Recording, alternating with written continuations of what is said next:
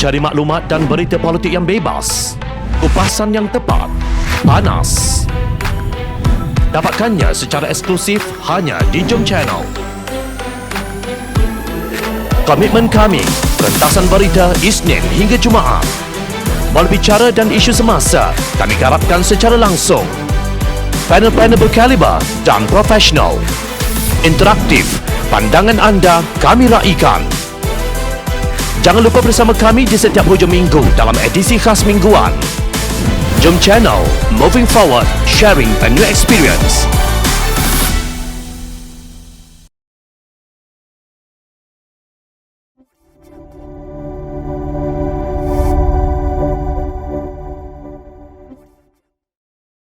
Benda ni betul-betul lah kata apa ni kerajaan 69 ya.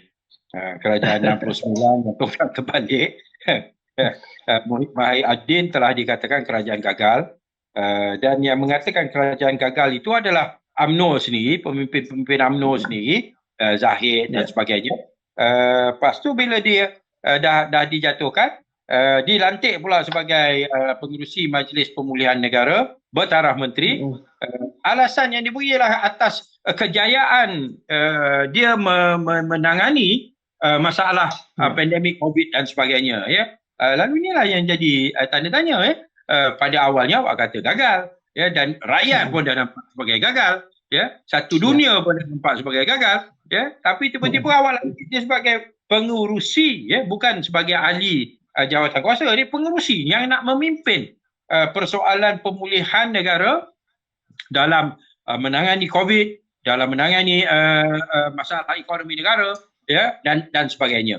Kalau dah gagal tu kamu lantik dia ya.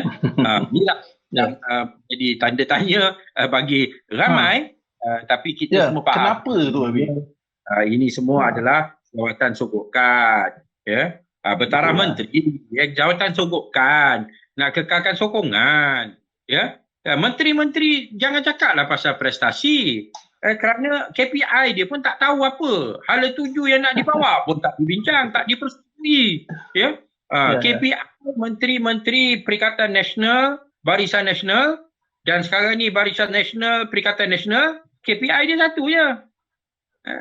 Sokong PM, tu je. Selagi mana awak sokong PM, awak prestasi awak baguslah. Kerana awak dilantik, kerana nak dapatkan sokongan. Maka selagi mana kamu sokong, KPI kamu tercapai lah. Inilah corak kerajaan ya, yang dibentuk ya. Saya ingat yang dilantik sebagai Menteri Agama sekarang ni pun tengah pening kepala, dia pun tak tahu nak pergi hala tu ke mana ya. Pasal dia dah bincang semua otak kepala semua berbeza-beza ya. Dia tak ada manifesto yang dia telah persetujui bersama ya. Ada yang nak pergi ke Tokyo, ada yang nak pergi ke ke San Francisco, ada yang nak pergi ke Moskow ya. Lalu macam mana dia nak selaraskan ya. Lalu tak ada dasar-dasar yang boleh dikatakan yang telah dihasilkan oleh kerajaan ini, kerana menteri-menteri daripada berbagai-bagai latar belakang dan pemikiran, dia takkan setuju ya, satu sama lain. Yang dia boleh setuju, yang dia boleh tonjolkan sikit ialah soal dasar-dasar untuk tangani COVID ya.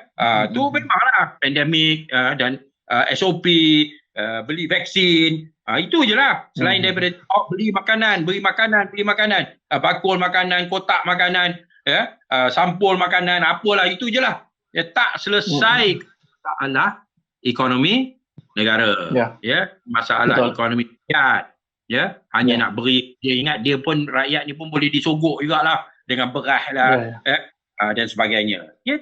Itu bukan dasar-dasar yang yang positif, yang progresif, yang bertujuan untuk membangunkan negara dan mengatasi masalah ekonomi. Itu hanya sebagai stopgap measure ataupun tindakan sementara untuk meringankan beban, tapi masalah masih tak selesai. Nak bincang, nak selesaikan masalah ni, tak ada orang yang boleh di kalangan mereka ya.